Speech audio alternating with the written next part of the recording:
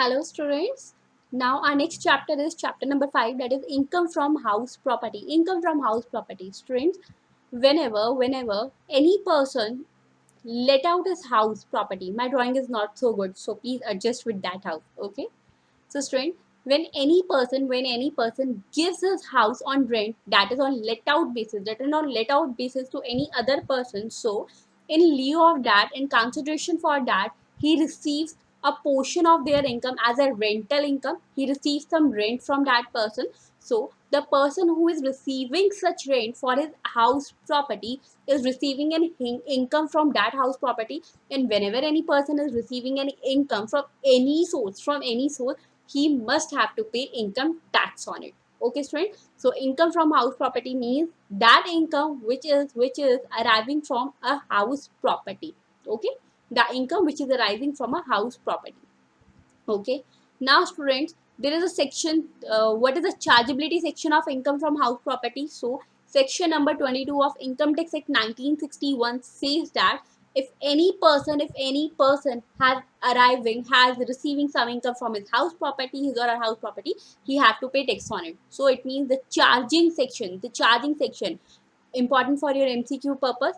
Charging section of income from house property. What is the charging section here? The charging section here is section number 22. Section number 22. What is the charging section here? Section number 22. Repeat with me. Repeat with me. What is the charging section for income from house property? Section number 22. What is the section number? Section number 22.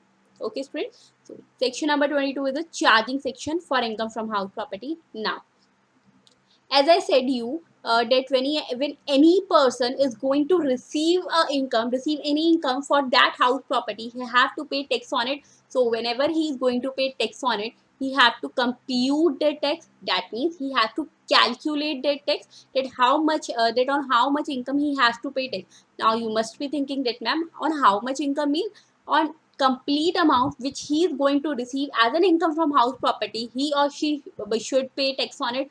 No, student, this is not possible. Now you must be thinking, ma'am, why it is not possible? So the answer is, student, let's assume you are the owner of this house. You are the owner of this house. Okay, I'm assuming that you are the owner of this house. Now what happened that here it is a tenant. Tenant said you that here is an expenditure of repair and maintenance, that this door, that this window is getting damaged, is getting destroyed from any other material, so please fix it. So whenever you are going to fix it, you have to make some expenditure on that. It means the person who is giving you that income, the total income is not is not in the hands, not income in your hand, because you also have to make some expenditure on that. For example, repair and maintenance expenditure, for example, the expenditure of municipal tax, property tax. So all those expenditures will be deducted from that income, and the balance income will be taxable as income from house property. Now, how much part of that expenses are going to deduct from that income, what are the process of computation for chargeability of income from house property, all those terms will be learned in section number 23. So in section number 22, it is a chargeability section. In section number 23, we are going to discuss about the concept of annual value and the method of determination of income from house property, that is annual value. Okay, student. So section 23 of Income Tax Act 1961 states that what is the concept of annual value? Students, annual value means income from house property. Okay, we are going to discuss it in very detail, that what is the annual value. For now, just keep it in your mind that annual value means income from house property. Annual value means income from house property. Okay. So student, and the method of determination of this income from house property is laid down, is stated in section number 23. Okay. So now the next point is annual value of any property comprising of buildings or lands or apportionment thereto, of which the assessee is the owner, is chargeable to tax under the head income from house property. As I already told you, the annual value of any property, that is the income from that house property, what it is consists, the income which is receiving from any building or land apportionment thereto.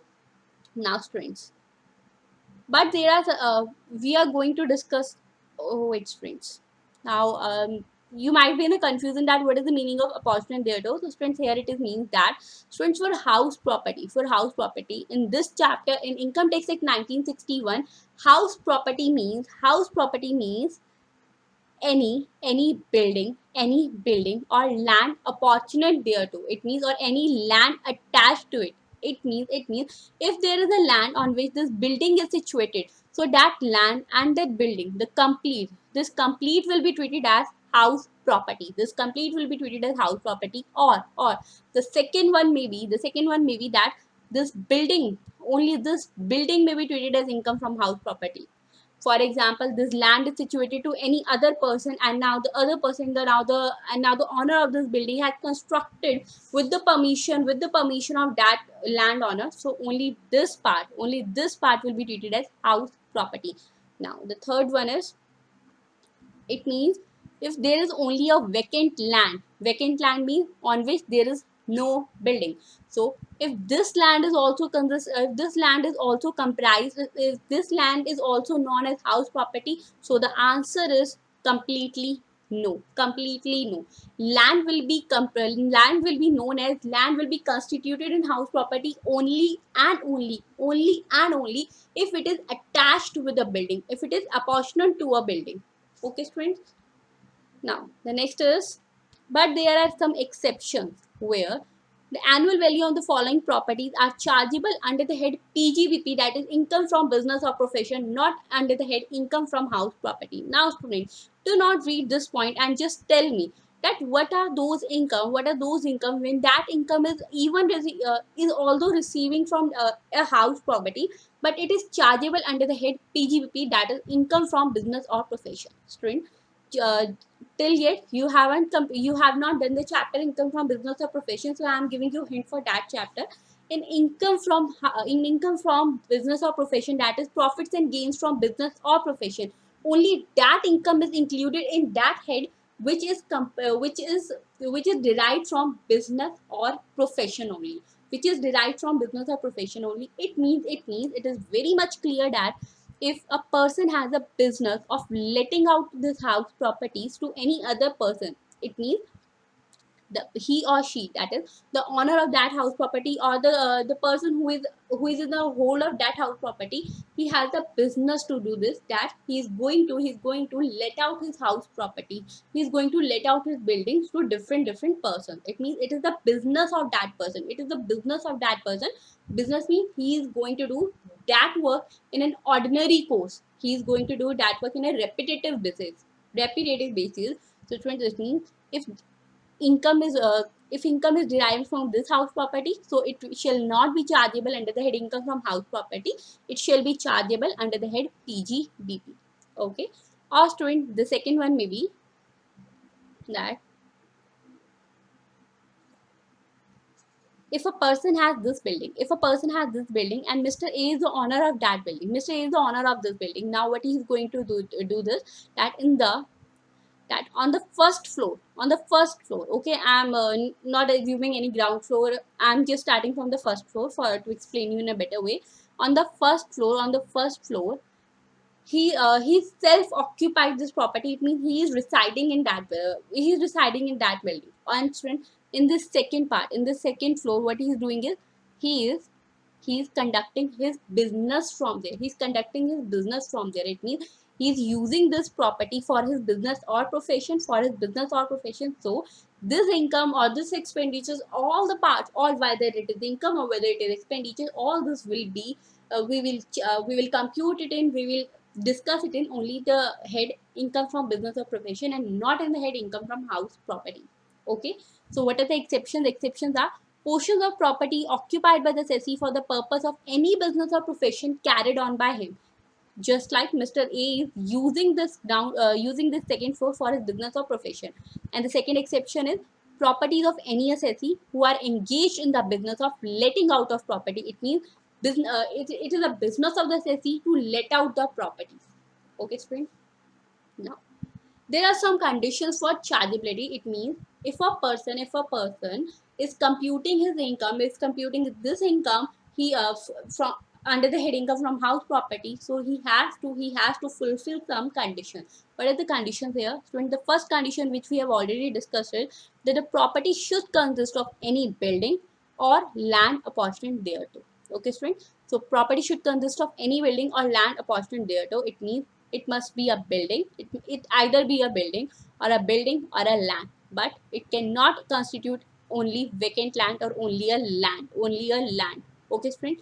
So it means for the land part, I want to give you one more clarification. The clarification is, friends, that sometime Mr. A is the owner of this land. Mr. A is the owner of this land. Now, Mr. B, the second person, another person has constituted a building on this vacant land. Now, he's receiving he's receiving some income from this land. That is, Mr. A is receiving some income for this land. He goes to income tax while filing his income tax return and said to them that I am charging this income under the head income from house property. So he cannot do this, because if he is the owner, if he can't charge the income from only a land under the head income from house property. It must consist of a building also. Okay, friend. And this building does not constitute only residential buildings. Friends, this is one of the most important point of income from house property. Even CA final students have confusion in it. Even CA final, CMA final, CS professional students have confusion in it. So just clear it in your minds that building does not include only residential building. It also includes factory building, any offices, any shops, any godowns, or any other commercial premises also. Okay, students. So as this has the name income from house property, so some students take it as a confusion that it will consist only of a residential building, but it should not consist only of a residential building. Any other building will also be chargeable under this section. Okay. Now, land apportionment means land connected with the building, like it must be a garden or a garage, etc., or a land on which it has been situated. Okay. Now, friends, and now the another question which comes is, ma'am, the income which is deriving from this vacant land, the income which is deriving from any vacant land, the income which is deriving from any vacant land means on which any building is not constituted, not situated. So income from that vacant land is going to chargeable under which head? So students, income from letting out of vacant land is however taxable under the head either income from other sources, or if it is business of the assessee to let out the vacant lands to other assessees or to other persons, so it will be chargeable under the head PGBP. Okay, spring. Now, the second condition is that the assessee must be the owner of the property. So the person who is going to receive income, his income will be chargeable under the head income from house property only and only if that assessee, it means if that person is the owner of the property. It means the property is in the name of that person. Okay, student. Now, owner is the person who is entitled to receive income from the property in his own right. He is the owner of the property. But the requirement of registration of the sale deed is not warranted. It is not compulsory that the sale deed, it means the person, for example, Mr. A is the owner of this property, and he in a previous years purchased this property from Mr. B. So it is not compulsory that there is a sale deed which is registered under the Sale Deed Act that this property has been transferred to Mr. A. No, it is not compulsory at all in Income Tax Act 1961. Okay, student. The third is ownership includes both freehold and leasehold right. It means if this property is has a freehold right, it will also constitute under the head income from house property. If it has a leasehold right, then also it will be constituted under it, chargeable under it. Now, the very important point is that ownership also includes deemed ownership. Ownership also includes deemed ownership. Deemed ownership means when the person is actually not the owner of that property. He's not actually the owner of that property, but as per our Income Tax Act 1961, we are going to deem that, we are going to suppose that yes, even although this person is not the owner of the property, actually not the owner of the property, but we will contain a deeming clause for him that yes, he is deemed to be the owner of this property. Okay, we are going to discuss this point in very detail in this chapter only. Okay, now As I already told you by example, that Mr. A and Mr. B example, the person who owns the building need not also be the owner of the land upon which it stands. It is not compulsory for him. The assessee must be the owner of the house property during the previous year. It means, students, for the year, for the previous year, for the previous year for which he is going to charge his income under the head income from house property, it is only a compulsion for that previous year that he is the owner of that house property. In the previous year, whether he is not the, whether he or she is not the owner of that house property does not matter. In fact, student, in fact, it might be happen that in the previous year 2019-20, Mr. Z is the owner of this house property. Is the owner of this house property. Now, the income from previous year, the income for the income of previous year 2019-20 will be accessible under the assessment year 2020-21. You all know this. We have discussed it in very detail. Now, if in this assessment year 2020-21, when his assessment of previous year 2019-20 is going to happen, if in even in this assessment year, if Mr. Z is not the owner of house property, it will not affect his income from house property. The condition is only that in the previous year for which income is going to chargeable under assessment year, he or she must have the owner of that house property. I have also mentioned here this point. Next is, if the title of the ownership of the property is under dispute in a court of law, the decision as to who will be the owner chargeable under this section will be of the income tax department till the court give its decision to suit file to the suit filed in respect of such property. It means, students, for example,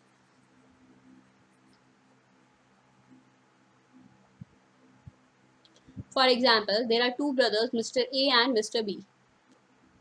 There are two brothers, Mr. A and Mr. B. There is a house property. Now, they have a confusion. They have a dispute between them. They have a they have a dispute between them that who is the owner of this house property. As this house property is an industrial house property. Is an industrial house property. So they have a dispute that either Mr. A is the house owner of the house property or Mr. B is the owner of house property. They take this dispute to the court. Now the question comes, for previous years till which the dispute is not being solved by the court, the income of that house property will be chargeable under whom assessee, either in the income of Mr. A or Mr. B. So students, in this case, the on in this case, students, wait, students, just improve it sound quality. It is some, yes, some problem is there. Please solve it immediately. Solve. Okay. Okay, students, resuming my class. So students, in this case, either A has the owner of this house property for computation of income tax, or either B has the owner of this house property. It will be decided by the court only. It will be decided by the court only. To whom name the court will decide that he or she has the income of that house property, they have to pay tax on it till that the dispute is settled by the court. Now, students, there is an important point here, that here, sorry student, due to some sound problem, I got distracted and used the wrong word. Sorry for that. So student, in this case, under whom income, this income of house property will be chargeable will be decided by an IT department, that is income tax department, until the court decided that dispute. Till that date, the that under whose income this income shall be chargeable shall be completely decided by our income tax department, shall be completely decided by our income tax department. Okay, now students, just skip this point right now, we will discuss it later. The third one is use of property. Use of property. So the condition for use of property is that the property may be used for any purpose, but it should not be used by the owner for the purpose of business or profession carried on by him. Because if the person is using that property for his business or profession, then that income will be chargeable under PGBP head. That is income, profits and gains from business or profession, and not under the head income from house property. Okay, friends. In the same case, if the income earned by an assessee is engaged in the business of letting out of that property, it is the business of that assessee. So in that case, it will be taxable as business income, not as house property income. Clear? Now the next point, very important point, is property held as stock in trade. Now, It means, students, we are going to understand this point with the help of an example. There is a property dealer. There is a property dealer, Mr. M. There is a property dealer, Mr. M. Now, students, this Mr. M, as he's a property dealer, he has the stocks. He has properties in his stock. He has different properties in his stock, which he is going to sell to his customer. Now, what happened? The court said that as you have these properties, so we will treat it as income from house property, and any income which will be derived from this house property, we will charge as income from house property. But he said that it is not income from house property, it is my business. It is my business that I am going to sell these house properties. Income tax department said that, Mr. M, you have not sold it yet, as this is your stock in trade. It means it is on your name. At this point, we are going to tax it as your name. It tax it on your name as income from house property. So, students, the dispute has been settled by our income tax department, by our CBDT authorities, and they resumed this conflict. They said that up to 2 years from the date of completion of construction of that house property. It means up to 2 years when the certificate of completion of that house property, that yes, these house properties has been completed now, these properties have been completed now.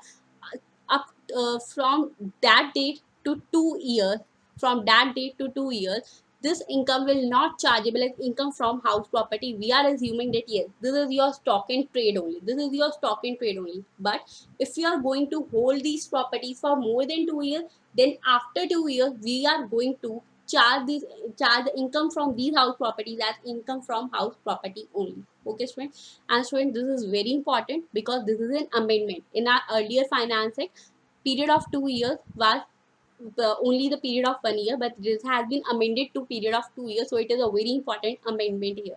Okay. Now, composite rent. Now, students, there is also an important point that you might be thinking that, ma'am, what is what income our income tax department wants to our income tax department wants to tax from this house property when he will sell this house property. It is it is a stock in trade, so it will be his profits and gains from business or profession. So why they are putting this condition of 2 years here? So, students, the answer is what actually happened, which we are going to discuss in our chapters is, student, if there are so many properties of a person, if there are so many properties of a person, so if there are so many properties of a person, our income tax department thinks that the person can self occupy the property only one or two, maximum one or two. If he is the owner of more than two properties, so they think that the other properties shall be deemed as let out property. Even he is not letting out that property, but they will deem it as let out property, and they will assume a deemed rent in that case. They will assume the deemed rent in that case, and that shall be taxable. That's why, when this conflict happens. Now, up to 2 years, no problem. After 2 years, he will be chargeable. He's chargeable under the income tax, under the head income from house property. Okay. So, annual value of a property being held as stock in trade, that is SIT, would be treated as nil for a period of 2 years from the end of the financial year in which certificate of completion of construction of the property is obtained from the competent authority, if such property is not let out during such period. It means, students,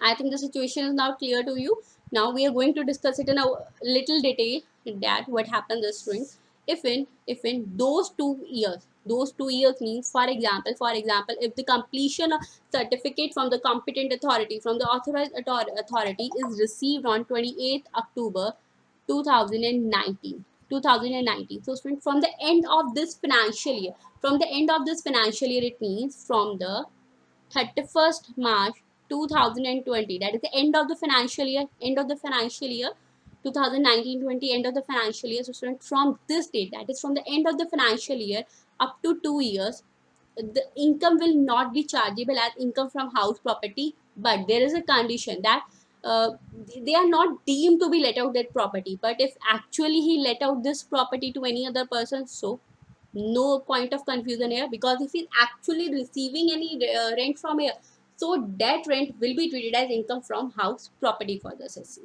Okay, I hope all the points are now clear to you. Friend, this was a very this is very important. That's why I have cleared these points in a very detailed manner. The next point is composite rent. Composite rent. So friends, you might be aware of a fact that when a person has taken a house property from a rent, on a rent, when a person has taken a house property on a rent, so sometimes what happens is that the person said to, for example, Mr. A is the owner of that property. Mr. M takes this property on a rent. Now, Mr. A said to Mr. M, Mr. A said to Mr. M that I'm going to give you that property on rent, but there is a condition. But there is a condition. What is the condition? There is a condition that here is a bed in this house property, in the room one of this house property. There are also chairs, there is a LED in it, there is a computer in it. It means it is a fully furnished house property. It is a fully furnished house property, and you have no choice for that. Either you have to take that complete house property, or you can leave, from here. I'm not going to give this property on rent to you. It means, friends, in that case, the rent received by Mr. M, Mr. A is not just of this house property. It is a composite rent. It is a composite rent because it is a combined rent. It is a composite rent because it is a rent of income from house property plus rent of these furnitures also. Or students, he might be said that I am providing you any other service relating to that. So it will be a composite rent. Composite rent. So students, for example, you might be thinking, ma'am, services in what manner? So for example, he might give them service of lift. He might give them a service of lift, that you can use the lift of our building. We are giving you that service, but you have no choice. So situation one is that Mr. M, then when where Mr. M has no choice, either he has to take all this he has to take all these services along with house property, or either he has to leave. Okay, and the student, situation 2 is where Mr. A said to Mr. M that you have a choice here. You have a choice. I am a very kind person, so you have a choice here. Either you can take unfurnished house property on rent. It means we are charging you only for house property. You can skip all other parts also. We will remove our furniture. We will not give you service. Or if you want, you can take this. It means now he is not in a compulsion. He has a choice either to take it as unfurnished or either to take it as a furnished. Okay, friend. So in both the cases, the taxable treatment will be different.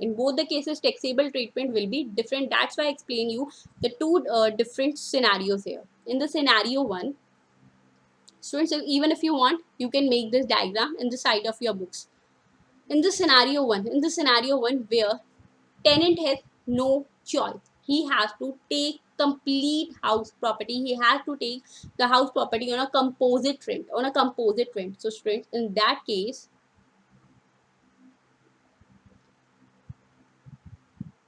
wait, students, wait. Just do one thing. We are going to read it from here. It will give you more clarity. After that, I will tell you that. Okay. So what will be the tax treatment of composite rent? So students, where composite rent includes rent of building, it means it is a composite rent. It will include all other services rent also. The composite rent has to split up in the following manner. Student, what we have to do, for example, if Mr. M is giving 20,000 rupees to Mr. A, if Mr. M is giving 20,000 rupees to Mr. A, it means he is giving this rent for house property plus other for other purpose also. So normally what should we do? Normally we should do that income from house property should be taxable under income from house property section, under income from house property head, and others should be taxable as either PGBP or income from other sources as the situation may be.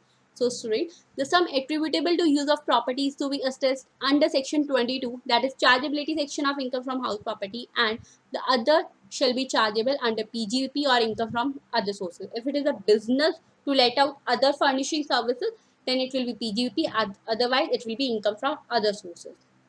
Now the question comes, ma'am, how we are going to get it that from total 20,000, what part is for house property and what part is for other services? So student, there is a manner of splitting up of this.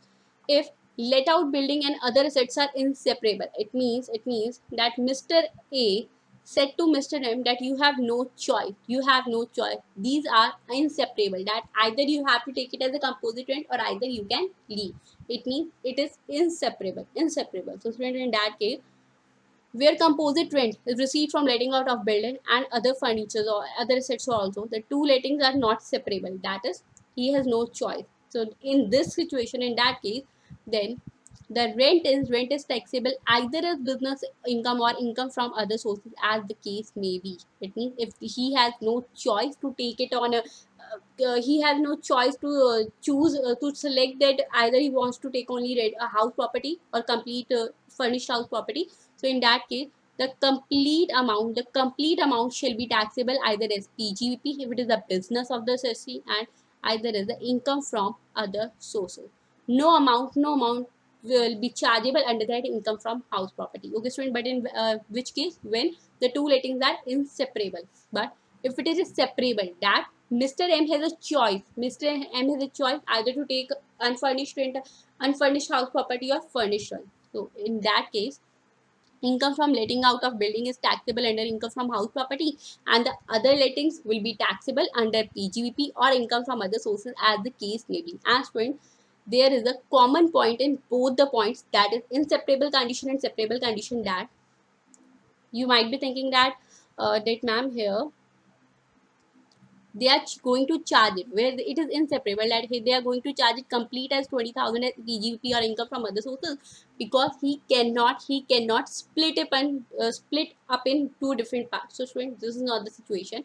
Even if Mr. A tells to Mr. M that in complete 20,000, 15,000 is for house property and 5,000 is for other furniture, other assets, but you have no condition. So even they have split up this in amount, even he tells to Mr. M that this is the spreading of amount, even in that case also it will be taxable either as PGP or income from other sources, and the same will be happening in situation 2 also. Okay, so whether they have split up amounts in their mind or they have completely determined the split amounts or not, it will not affect the situation. Okay, now this is the case where the house property is situated outside India, where when the house property is situated outside our India, outside our Indian territory, outside India. So student, in that case, if the assessee is resident and ordinarily resident in India, you all know about, we have discussed in a very detailed manner in chapter number 2, residential status. If the person is a resident and ordinarily resident in India, then student, income from house property which is situated outside India shall be taxable as income from house property in its hand, whether he brought that income, he get that income in India or not, whether he bring back that income in India or not. But students, if that person, if an assessee is resident but not ordinarily resident, or he is a non-resident, NR, he's R but NOR or NR in India, then students, in that case, income from house property which is situated outside India shall be taxable only and only if that income is received in India. If that income is received in India, if that income is not received in India, it shall not be taxable in their hands. Okay, now students, do one thing, just revise all these points, and after that we are going to discuss determination of annual value, determination of annual value, very very interesting point. Okay, so revise it in a speed manner.